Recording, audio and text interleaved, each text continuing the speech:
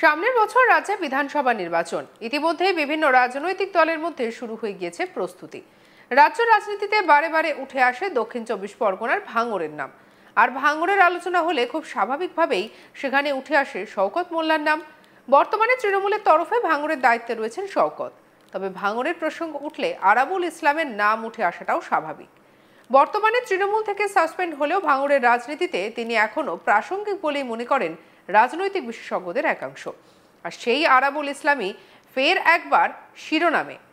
তৃণমূল ভবনের স্বাধীনতা দিবস উদযাপন অনুষ্ঠানে যোগ দিলেন আরাবুল।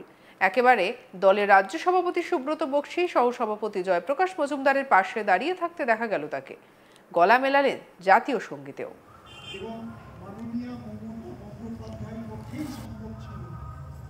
সরকারে আসার পর সার্বিকভাবে সমস্ত পুলিশের যে শ্রদ্ধা জ্ঞাপন করছে তার জন্য তাকে ধন্যবাদ জানাই, কৃতজ্ঞতা জানাই।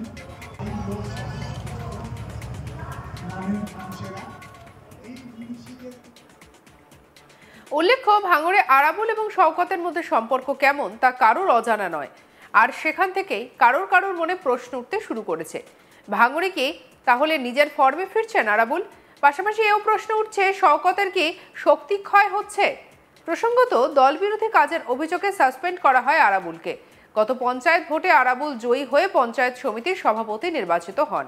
তবে পরবর্তীতে তার সঙ্গে ক্যানিং পূর্বের তৃণমূল বিধায়ক শওকত মোল্লার চাপা দ্বন্দ্ব শুরু হয় বলে সূত্রের খবর। এমনকি মাঝে মধ্যে তা প্রকাশ্যেও চলে আসে।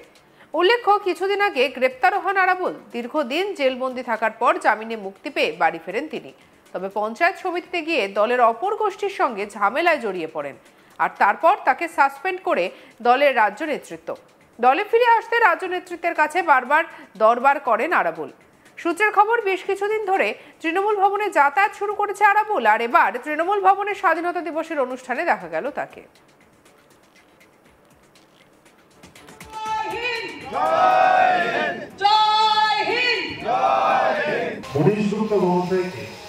আমাদের জাতীয় পতাকা উত্তোলনের মধ্যে দিয়ে আজকে আমাদের শুরু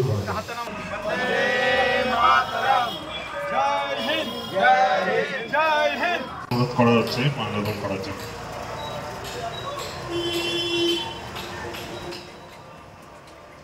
এই নিয়ে আমাদের কলিগ প্রসেনজিৎ সাহার রিপোর্ট দেখাবো। আরও একবার তৃণমূল কংগ্রেসের সামনের সারিতে চলে এলেন ভাঙড়ের দোর্দণ্ড প্রতাপ তৃণমূল নেতা একসময়ের আরাবুল ইসলাম। আরাবুল ইসলাম কার্যত একঘরে হয়ে রয়েছেন দলের, কারণ দল থেকে বহিষ্কারও করা হয়েছে তাকে। গত 2024-এর 10ই জুন আরাবুল ইসলামকে দল থেকে বহিষ্কার করা হয়। তার কারণ, ভাঙড়ে যে গত পঞ্চায়েত নির্বাচনে ঘটেছিল আইএসএফ এবং তৃণমূলের মধ্যে সংঘর্ষের জেরে বেশ কয়েকজনের মৃত্যু হয়েছিল, সেই ঘটনায় আরাবুল ইসলামের নাম জড়ায় এবং সেই ঘটনায় আরাবুল ইসলামকে জেলও খাটতে হয়। আরাবুল ইসলাম জেল থেকে ফেরার পর শওকত মোল্লার সাথে আরাবুল ইসলামের বাকবিতণ্ডা শুরু হয় এবং সেই ঘটনার জেরে আরাবুল ইসলামকে গত 2024-এর 10ই জুন তাকে কিন্তু দল থেকে সাসপেন্ড করা হয়। এবং সেই ঘটনার পর আরাবুল ইসলাম কার্যত গৃহবন্দী ছিলেন এবং আদালতের নির্দেশে বিভিন্ন জায়গায় যে তার যাতায়াত তাতে কিনা বিধিনিষেধ রয়েছে। কিন্তু সেই সমস্ত কিছু ছাপিয়ে 15ই আগস্ট স্বাধীনতা দিবসের দিন, সেদিন আরাবুল ইসলামকে কিন্তু দেখা গেল যে তিনি তৃণমূল কংগ্রেসের একদম সামনের সারিতে রয়েছেন। তৃণমূল কংগ্রেস ভবন, যেখানে কিনা আজকে পতাকা উত্তোলন করা হয়েছে এবং সেখানে তৃণমূলের প্রথম সারির নেতৃত্বরা যেমন রয়েছেন, সেই সুব্রত বক্সী, জয়প্রকাশ মজুমদার, সেইখানেই দেখা গেল আরাবুল ইসলামও রয়েছেন এবং তাদের সাথে একই সাথে দাঁড়িয়ে জাতীয় সঙ্গীত গাইছেন আরাবুল ইসলাম। তাহলে কি আরাবুল ইসলামের সাসপেনশন কমলো? আরাবুল ইসলামকে কি আবার দলের প্রথম সারিতে নিয়ে আসা হচ্ছে? এই সমস্ত প্রশ্ন সেটা কিন্তু ভাঙড়ের রাজনীতির আঙিনায় ঘোরাফেরা করছে। আরাবুল ইসলাম কার্যত শওকত মোল্লার চাপে কোণঠাসা হয়ে রয়েছেন ভাঙড়ে। একসময় এই আরাবুল ইসলামের এতটাই শক্তি ছিল যে সিপিএমকে তাড়িয়ে তিনি ভাঙড় দখল করেছিলেন, ভাঙড়ের বিধায়ক হয়েছিলেন। আরাবুল ইসলাম যখন ভাঙড়ের বিধায়ক হয়েছিলেন তখন রাজ্যে তৃণমূল কংগ্রেস ক্ষমতায় আসেনি, অথচ সেই আরাবুল ইসলাম, যার দাপট এতটাই ছিল যেখানে কিনা এই ভাঙড়ের মাটিতে বাঘে গরুতে একসাথে জল খেত, এমনটাই দাপট ছিল আরাবুলের। কিন্তু তারপর গঙ্গা দিয়ে অনেক জল গড়িয়েছে। সময়ের সাথে সাথে আরাবুল ইসলামের যে শক্তি, সেটা যথেষ্ট খর্ব হয়েছে। রাজনৈতিক চাপানি উত্তর আরাবুল ইসলামের জীবনে যথেষ্ট রয়েছে। এর আগেও একবার 6 বছরের জন্য সাসপেন্ড হয়েছিলেন আরাবুল ইসলাম। ভাঙড় মহাবিদ্যালয়ের এক শিক্ষিকাকে জলের জগ ছুঁড়ে মারার ঘটনা সামনে আসে এবং সেই ঘটনায় আরাবুল ইসলামকে 6 বছরের জন্য দল থেকে সাসপেন্ড করা হয়েছিল এবং সেই সাসপেনশন উঠিয়ে দেওয়া হয়। বছরখানেকের মধ্যে আরাবুল ইসলামকে আবার দলে ফিরিয়ে নেওয়া হয় এবং সমস্ত ঘটনা একের পর এক যখন পরম্পরায় চলছে, আরাবুল ইসলামের জীবনে যথেষ্ট চাপানোতর তৈরি হয়েছে এবং সেই ঘটনা যখন নতুন করে সামনে আসছে তখন কিন্তু আরাবুল ইসলামকে সরিয়ে দেওয়া হয় এবং সেই আরাবুল ইসলাম জেল খেটে তিনি ফেরেন, স্বমহিমায় আবার ভাঙড়ে ফেরেন। কিন্তু ভাঙড়ে ফিরে শওকত মোল্লার চাপে কার্যত কোণঠাসা হয়ে পড়েন তিনি। ভাঙড়ে শওকত মোল্লার সাথে তিনি এঁটে উঠতে পারছিলেন না।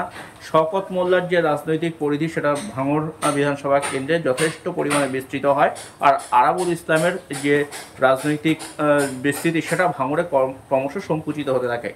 এই পরিস্থিতিতে আরাবুল ইসলাম দলের পুনরায় ক্ষমতায় ফেরার জন্য, ভাঙড়ের ক্ষমতা আবার নিজের হস্তগত করার জন্য দলের বিভিন্ন উঁচু মহলে তিনি কিন্তু যোগাযোগ বাড়ান। আর তারই কিন্তু আজকে রিফ্লেকশন দেখা গেল কার্যত স্বাধীনতা দিবসের অনুষ্ঠানে তৃণমূল কংগ্রেস ভবনে, যেখানে কিনা জাতীয় পতাকা উত্তোলন হচ্ছিল। ঠিক সেই সময় তৃণমূল কংগ্রেস ভবনে তৃণমূলের অন্যান্য যে সমস্ত নেতৃত্বরা রয়েছেন, রাজ্য স্তরের নেতৃত্বরা, বিশেষ করে সুব্রত বক্সী, জয়প্রকাশ মজুমদারের মতো নেতৃত্বরা, সেই একই সাথে কিন্তু আরাবুল ইসলামকেও দেখা গেল পতাকা উত্তোলনের অনুষ্ঠানে এবং তাদের সাথে প্রথম সারিতে দাঁড়িয়ে জাতীয় সঙ্গীত গাইতে শোনা গেল আরাবুল ইসলামকে। আর এই ঘটনার সামনে আসতেই কার্যত ভাঙড়ে কিন্তু আবার কানাঘুষো শুরু হয়ে গেছে যে আরাবুল ইসলাম কি আবারও তৃণমূল কংগ্রেসে ফিরছেন, স্বমহিমায় ফিরছেন ভাঙড়ে, সেই প্রশ্ন কিন্তু উকি দিতে শুরু করেছেন। সামনের বছর রাজ্যে বিধানসভা নির্বাচন। ইতিমধ্যেই বিভিন্ন রাজনৈতিক দলের মধ্যে শুরু হয়ে গেছে প্রস্তুতি। রাজ্য রাজনীতিতে বারে বারে উঠে আসে দক্ষিণ 24 পরগনার ভাঙড়ের নাম, আর ভাঙড়ের আলোচনা হলে খুব স্বাভাবিকভাবেই উঠে আসে শওকত মোল্লার নাম। বর্তমানে তৃণমূলের তরফে ভাঙড়ের দায়িত্বে রয়েছেন শওকত, তবে ভাঙড়ের প্রসঙ্গ উঠলে আরাবুল ইসলামের নাম উঠে আসাটাও স্বাভাবিক। বর্তমানে তৃণমূল থেকে সাসপেন্ড হলেও ভাঙড়ের রাজনীতিতে তিনি এখনো প্রাসঙ্গিক বলেই মনে করেন রাজনৈতিক বিশ্লেষকদের একাংশ। আর সেই আরাবুল ইসলামই ফের একবার শিরোনামে উঠে এলেন। তৃণমূল ভবনে স্বাধীনতা দিবস উদযাপন অনুষ্ঠানে যোগ দিলেন আরাবুল, আর একেবারে দলের রাজ্য সভাপতি সুব্রত বক্সীর সহসভাপতি জয়প্রকাশ মজুমদারদের পাশে দাঁড়িয়ে থাকতে দেখা গেল তাকে। গলা মেলালেন জাতীয় সঙ্গীতে। উল্লেখ্য, ভাঙড়ে আরাবুল এবং শওকতের মধ্যে সম্পর্ক কেমন তা কারোর অজানা নয়, আর তার ফলেই এমন দৃশ্য দেখে সকলের মনেই প্রশ্ন উকি দিতে শুরু করেছে।